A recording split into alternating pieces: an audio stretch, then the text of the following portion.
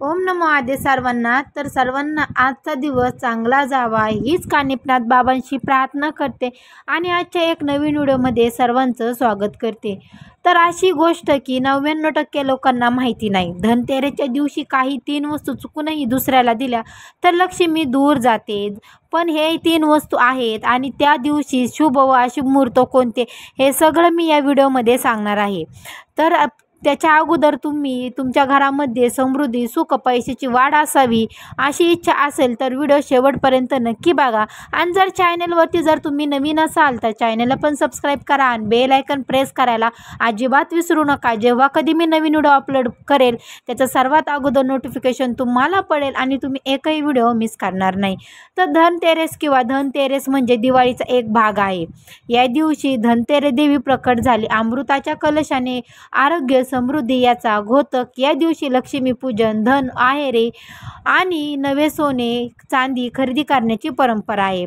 तर या 3 वस्तू ज्यांना घ्यायच्या आहेत, आता बघा तुम्ही धनतेरसच्या दिवशी पूजा करता, पण असे कोणते नियम आहेत की अशा कोणत्या गोष्टी आहेत की ज्या आपल्याला चुकूनही न विसरताही आपल्याला या वस्तू द्यायच्या नाही.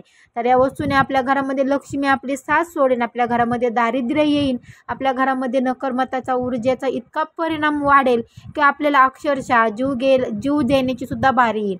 तर अशा कोणत्या गोष्टी आहेत तर हे तर आपण बघणार आहोत. तर बघा शुभ मुहूर्त काय आहे धनतेरसचा. तर सायंकाळी 7:16 ते 8:20 हा शुभ वेळ मानला जातो. तर काही पंचांगात चालनानुसार इतर वेळ सुद्धा दिलेला आहे. तर 7:06 तर 8:20 या वेळेत पूजा खरेदी केल्यास अतिउत्तम. तर असं कोणता वेळ आहे की तो आपल्याला टाळायचा आहे. अशुभ वेळ सुद्धा आपल्याला टाळायचा असतो. तर अशुभ वेळ म्हणजेच की राहुकाल, गुलक काळ, यमगंड हे अशुभ मानले जातात. या वेळेत काही महत्त्वाचे काम करू नका. दिवसाची चौघडी मुहूर्त, दुर्गे योग काल हे मुहूर्त अशुभ मानले जातात. या अशुभ मुहूर्तामध्ये आपल्याला कोणतीही नवीन वस्तू घरात आणायची नाही आहे आणि अशुभ मुहूर्तामध्ये आपल्याला चुकूनही घरामध्ये पूजासुद्धा मांडायची नाही आहे. नवी वस्तू नाही, आपल्याला कोणतंही पूजेचं काम करायचं नाही आहे, आपल्या नवी खरेदीसुद्धा करायची नाही, आपल्याला कोणालाही पैसे द्यायचे नाहीत.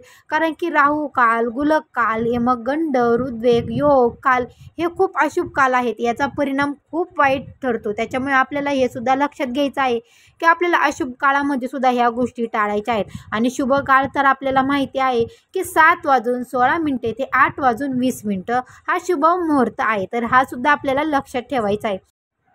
तर त्याचबरोबर धनतेरसच्या दिवशी तुम्हाला अगदी सकाळी उठून स्नान करून स्वच्छ नवीन कपडे परिधान करायचे आहे आणि हे लक्षात ठरवायचं आहे की आपल्याला राहुकाल सोडून आपल्याला पूजा मांडायची आहे. तर आपण पूजा संध्याकाळी मांडणार आहोत. तर सायंकाळी तुम्ही 7:16 जरी मांडली तरी अतिउत्तम. 7च्या आणि 8च्या दरम्यान तुम्हाला कधीही पूजा मांडायची आहे. तुम्ही चुकूनही राहू काळामध्ये पूजा मांडू नका. तर पूजेसाठी साहित्य काय लागणार आहे तर लक्ष्मीची छोटीशी मूर्ती लागणार आहे आणि आपल्या घरामधलं जे काही तुमचं धन असेल, जे काही तुम्ही तुमच्या कष्टाने कमवलेलं असेल ते सुद्धा लागणार आहे. आणि त्याचबरोबर धनतेरसच्या दिवशी आपल्याला खास धनतेरस म्हणजे आपल्याला घरातलं जे काही आपली इन्कम आहे त्याची पूजा करायची असते. तर आपण 5 कडधान्यसुद्धा घेऊ शकतो, जसं की तांदूळ, गहू. कडधान्यामधून तुम्ही डाळीसुद्धा घेऊ शकता. तुमच्या घरामध्ये ज्या डाळी तुम्ही किराणामध्ये भरल्या असेल, स्टोअर करून ठेवल्या असेल तर त्या डाळी तुम्हाला घ्यायच्या आहेत. तर 5 तुम्हाला इथे कडधान्य एका वाटेमध्ये घ्यायचं आहे. आणि एक लक्ष्मीची जे तुमच्या घरामध्ये किंवा अंबाबाईची एक मूर्ती असेल तर ती मूर्ती एक ठेवायची आहे. तुम्हाला सगळ्यात अगोदर स्वच्छ तिथे एखादं वस्त्र पसरवायचं आहे. त्याच्यावरती तुम्हाला देवीची मूर्ती, परत 5 वाट्यामध्ये जे आपण कडधान्य घेतलं आहे ते घ्यायचं आहे. आणि एका प्लेटामध्ये आपल्याला पैसे, आपलं जे काही धन आहे ते धन ठेवायचं आहे. आणि आपल्याला धूप अगरबत्ती लावून देवीला हार पुष्प वाहून आपल्याला तिथे देवीची पूजा करून घ्यायची आहे. संध्याकाळी आपल्याला 7 वाजता ही पूजा करायची आहे. त्यानंतर तुम्हाला हे गोष्ट एक लक्षात ठेवायची आहे, पूजा करताना आपलं मन शांतीत असलं पाहिजे. त्या लक्ष्मी देवीला क्षमा मागायची आहे. शांत मनाने पूजा करा. दिवा लावला तर 11 तुपाचा दिवा उत्तम. तुम्हाला 11 तुपाचाच दिवा लावायचा आहे. जर तुमच्याकडे गाईचं तूप असेल तर अतिउत्तम, जर तूप नसेल तर तुम्ही तेलाचा जरी दिवा लावला तरी अतिउत्तम. आणि तुम्हाला पूजा झाल्याच्या नंतर, दिवा लावल्याच्या नंतर तुम्हाला एक मंत्राचा जप करायचा आहे. तर तो मंत्र आहे ओम श्री महालक्ष्मी नमः किंवा ओम श्री ही वल्ली महालक्ष्मी नमः तुम्हाला 11 किंवा 108 वेळा या मंत्राचा जाप करायचा आहे. तर तुम्हाला त्याचबरोबर दुसऱ्या दिवशी सूचित आहाराचं दान, गरिबांना अन्न, तूप, साखर देणे. तुम्हाला दुसऱ्या दिवशी तुम्हाला गरिबांना तुम्ही अन्न किंवा जे काही तुम्हाला सोयीच्छेने तुम्हाला दान करायचं आहे तुम्ही ते दान करू शकता. तर त्याचबरोबर सुपारी, हळद, कुंकू अर्पण करणे, देवघरात ठेवणे, घरात स्वच्छता आणि प्रकाश सुबकता राखणे, हे नवी दिवे लावणे. तर त्याचबरोबर तुम्हाला दिवेसुद्धा आणायचे आहेत. तर त्याचबरोबर तुम्हाला संध्याकाळी तुम्हाला ही अशी पूजा मांडून घ्यायची आहे आणि स्वइच्छेने तुम्हाला जे काही दान करायचं आहे तुम्ही ते दान करू शकता. पूजा करताना कोणताही मनात किंतु आणू नका की आपली जे काही पूजा असेल तर ती आपली अधुरी राहील, लक्ष्मी माता आपल्यावर नाराज होईल. त्याच्यामुळे आपल्याला मनभावेने श्रद्धाने आपल्याला ही पूजा करायची असते. तर त्याचबरोबर बघा, कोणाला देऊ नका त्या दिवशी, म्हणजे धनतेरसच्या दिवशी अशा कोणत्या गोष्टी आहेत जे तुम्हाला आवर्जून द्यायच्या नाही आहेत. तर सगळ्यात प्रथम आहे तेल. तर तेल तुम्हाला इथे कोणालाही द्यायचं नाही. तेल म्हणजे प्रकाश व ऊर्जा याचं प्रतीक दिलं देवाला तर शुभता बाहेर जाते. त्याच्यामुळे तुम्हाला आवर्जून तेल धनतेरसच्या दिवशी आपण कोणालाही द्यायचं नाही. त्याचबरोबर झाडू म्हणजे आपण लक्ष्मीपूजनला सुद्धा लक्ष्मी म्हणून ते प्रतीक म्हणून आपण पूजत असतो. स्वच्छतेचं कारण लक्ष्मीचं प्रतीक देवाला तर लक्ष्मीचं वास्तव बंद होऊ शकतं.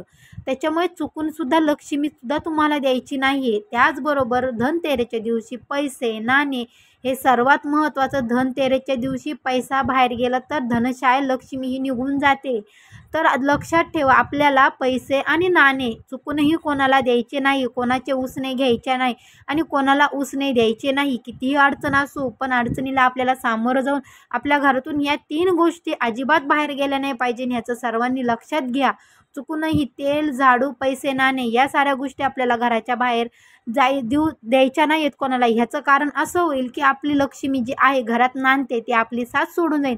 आपल्या घरात दारिद्र्य, गरिबी नांदेल, त्याच्यामुळे नकर्मता नांदेल. त्याच्यामुळे चुकूनही या वस्तू तुम्ही कोणालाही देऊ नका. त्याचबरोबर ही माहिती 99% लोकांना माहिती नसते, पण त्यामुळे त्यांनी चूक केली तरी ती दुरुस्त करता येते. जर तुमचं घर समृद्ध व्हावा, लक्ष्मी देवी कधीही निसटू नये, तर या 3 गोष्टी देऊ नका आणि शुभमुहूर्त पाळा.